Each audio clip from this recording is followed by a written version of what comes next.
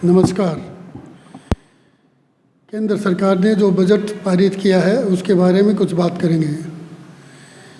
केंद्र सरकार में माननीय प्रधानमंत्री नरेंद्र मोदी जी ने कहा था 2019 में कि 2022 तक हर आदमी को पक्की छत होगी और छत के साथ नल होगा और नल में जल होगा।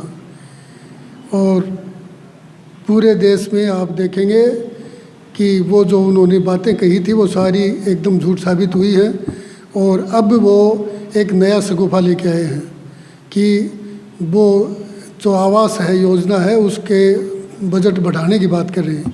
तो वो यदि बजट बढ़ाने की बात कर रहे हैं तो उन्होंने जो कहा था कि 2022 तक हर व्यक्ति के पास पक्की छत होगी, तो वो आज ये बताएं कि पूरे देश में कितने लोगों के पास छत नहीं है और वो जो उन्होंने घोषणा की थी वो कितने % फेलियर रहे हैं।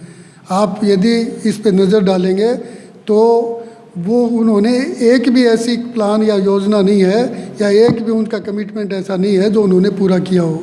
उन्होंने 2022 के लिए कई सारी बातें कही थी, जैसे कि उन्होंने कहा किसानों का इनकम डबल हो जाएगी। और जो किसानों के साथ स्थिति है वो आपने देखा कि वो 3 काले कानून लाके और पूरे देश का किसान 1 साल 2 साल तक आपके वहाँ दिल्ली बॉर्डर पे बैठा रहा, लेकिन और 700 से ज़्यादा शहादत हो गई। उसके बारे में कोई बात नहीं है। और न किसानों का इनकम दूनी होने की तो बात क्या है, जो किसानों की इनकम थी वो भी कम हो गई है। और उसके साथ ही वो कहते हैं कि 10,000 करोड़ रुपया किसानों को दे दिया है। तो केंद्र में की जो सरकार है 135 करोड़ का देश है और उसमें 10,000 करोड़ रुपये देने की बात करते हैं और इतने ज़ोर ज़ोर से चिल्लाते हैं। राजस्थान की सरकार ने चुनाव जीतने के बाद पहले 1 महीने में 14,000 करोड़ रुपया कर्जा माफ़ कर दिया किसानों का एक साथ।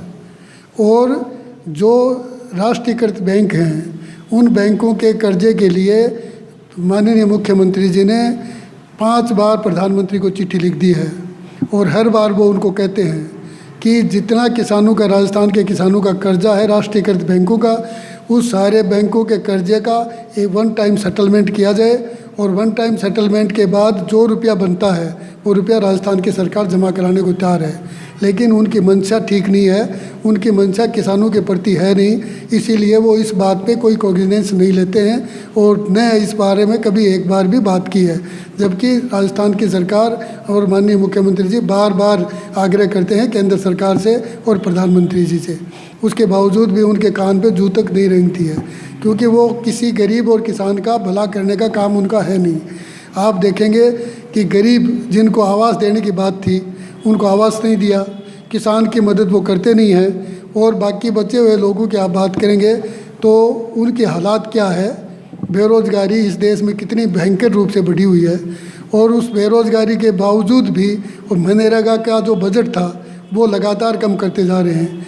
गरीब आदमी के पिछले जो दौर था उसमें जो मनरेगा से जो गरीब आदमी को जो मदद मिली थी उसकी वजह से आम आदमी अपना सारे काम को उससे मैनेज करता था, लेकिन वो भी इनको ठीक नहीं लगा और उन्होंने उसके भी बजट को कम कर दिया और गरीब आदमी के पेट पे लात मारने के काम किया है। तो आप देखिए, गरीब की ये नहीं सुनते, कमज़ोर की ये नहीं सुनते, किसान की ये नहीं सुनते, स्टूडेंट की ये नहीं सुनते और आपके बेरोज़गार की ये नहीं सुनते। तो ये सुनते किसकी हैं? ये सुनते हैं अडानी की और अंबानी की। आप देखेंगे पिछले जब से हिंडनबर्ग की रिपोर्ट आई है उसके बाद से केंद्र सरकार के तमाम लोगों के और तमाम मीडिया के सिस्टम को सांप सूंघ गया है। कोई भी आदमी एक शब्द बोलने को तैयार नहीं है और पूरी ताकत लगा रखी है कि कैसे भी करके उसके शेयर मेंटेन रहें।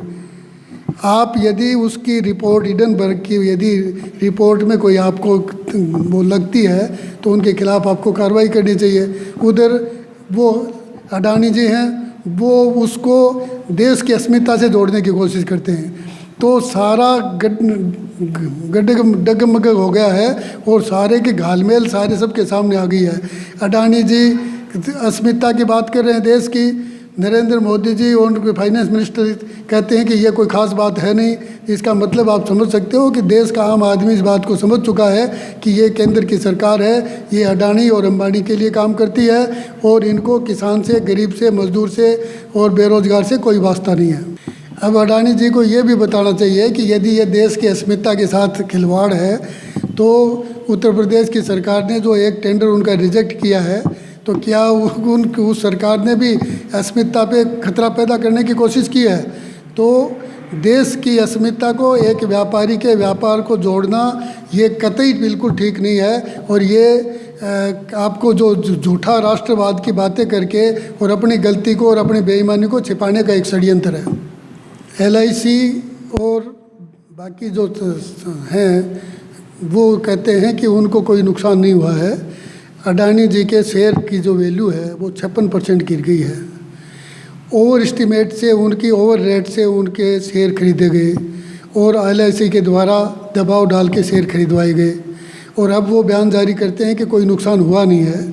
जब शेयर खरीदे गए हैं, ओवर वैल्यू में शेयर खरीदे गए हैं, उसके बाद वो शेयर 56% गिर गए हैं, तो 56% शेयर गिरने के बाद तो जिनका भी उसमें इन्वेस्टमेंट था सभी का ही तो रुपया गिरा है।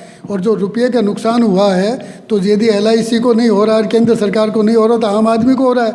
इसका मतलब ये है कि आम आदमी लूट रहा है और उनको इन बातों से कोई वास्ता नहीं है। बाकी तो शेयर की जो वैल्यू गिरती है तो जिसने भी उस शेयर को ख़रीदा है उसकी वैल्यू उनके साथ गिरती है। और लेकिन वो जब ये कहते हैं कि उनको कोई नुकसान नहीं हुआ है तो उनको फ़ायदा कैसे हुआ है ये समझाएं देश को। देश की जनता समझना चाहती है कि किसी के शेयर की वैल्यू गिरने के बावजूद भी वो फ़ायदे में कैसे रह रहे हैं और उन्होंने ओवर वैल्यू वो शेयर खरीदा क्यों या किसके दबाव में खरीदा। हम जो जांच की बात करते हैं, राहुल गांधी जी जो उसकी जांच की बात कर रहे हैं, उस जांच के में यही बात की ज़रूरत है कि किन किन लोगों ने ओवर वैल्यू से उनको लोन दिया, किन किन लोगों ने उनकी मदद की और उस सारी मदद के बाद, उस सारे षड्यंत्र के बाद किन लोगों को लूटा गया, किन लोगों का नुकसान हुआ, ये बात सारी सामने आनी चाहिए। इसी बात के लिए ही जांच की बात की जा रही है।